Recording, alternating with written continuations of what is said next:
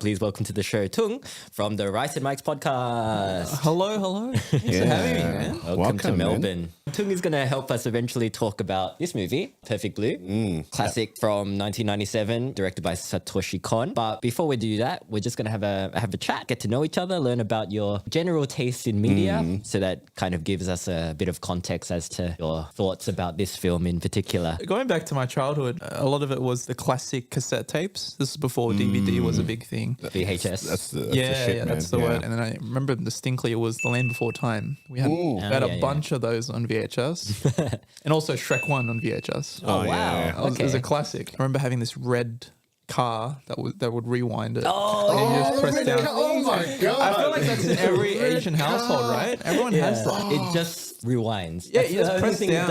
You put the tape in, you press it down, and then it rewinds. It's the craziest tape. Dude, you just hit me in the face with nostalgia. So it's just like the memory has just surged through the red fucking See, car. that's a preview of my podcast, so make sure you listen in, okay? Oh my God. Animated films that aren't for kids. Yeah. This isn't The Land Before Time. This is the Land Yeah, Before we've Time. upgraded now. This is something else. This is 90s Japanese anime movie. Yeah. What was your first reaction to watching this movie without any context? Man, in the movie, there's like a movie scene where it's like essentially hentai.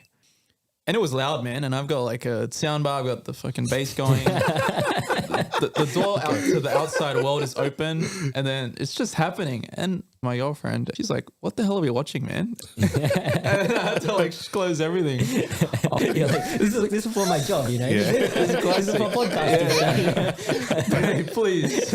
Would you say the animation style from the 90s is different to what it is now? Like, I mean, if you look at a lot of the just animation designs today, they're a lot more pleasing to the eye. Most of the designs, even for like disturbing animes, they're usually quite like cute looking. What are you comparing it to? I'm comparing it to Like Tokyo Ghoul, for example. Tokyo Ghoul. There's another one, Made in Abyss. Okay. Yeah. Oh, Yeah. I've heard of that one. Yes, but if you look at, I mean, even just look in the box cover for like the anime classics, a lot of the designs are the realistic style. Art style's kind of weird. Like some characters look It's really all- weird. Yeah, the stalker guy, like, come on, they never do him dirty like that. I don't think. Even that lady, Rumi. Yeah, Rumi, She's got a very kind of weird character Yeah. design. Now that you brought it up, why does every character look like Sid from Ice Age? The toxicity on the net these days is 1,000 times worse than what it was in this movie. Terrible. Yeah, rewatching this film, I thought like, oh, this is actually pretty quaint. It's like, Yeah. Since starting your Rice and Mike's podcast, have you upset the apple cart in any sense? Just out of curiosity. One of my reels that I have made, it went viral. It was 1.9 million views. Oh, wow. Nice. Yeah. And for context, one of my friends asked my chef mates if they put sauce in their pho. okay. Very innocent question. It's yeah. a friendly debate. Like, Yeah. you know, it's just a bit of banter. There were people that just come in the comments like, "Oh, you guys are stupid. This isn't how it's supposed to be made." Like the comments were just crazy. So we're going from this in the 90s. This is like Satoshi Kon's depiction of how toxic like the internet might be to like conversations about fur. People flipping out over fur. And I think the themes are really relevant even to today. Like seeing something like this is probably not very dissimilar to what a lot of K-pop stars have to go through on a daily basis.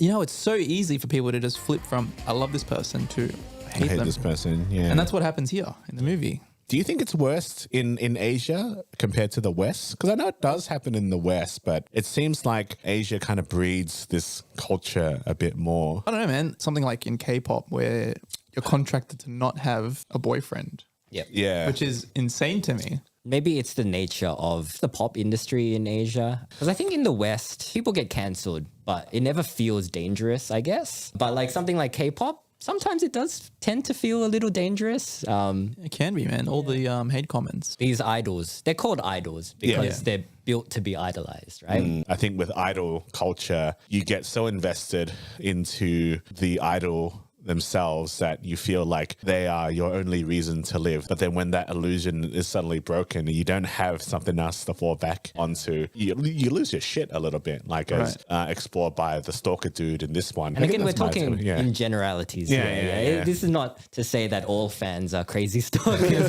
It's okay to like an idol if you like an idol, as long as you do it in a safe way and a way that like is mentally healthy as well. Because like you said, a lot of it stems from loneliness, I think. It's just so easy to focus on the negatives. Like going back to one of my reels, a lot of people found it funny. It was just like a stupid thing we're just talking about. But then it's just so easy to just look at the few comments that are just like, oh my God, you're fucked up and like you're stupid.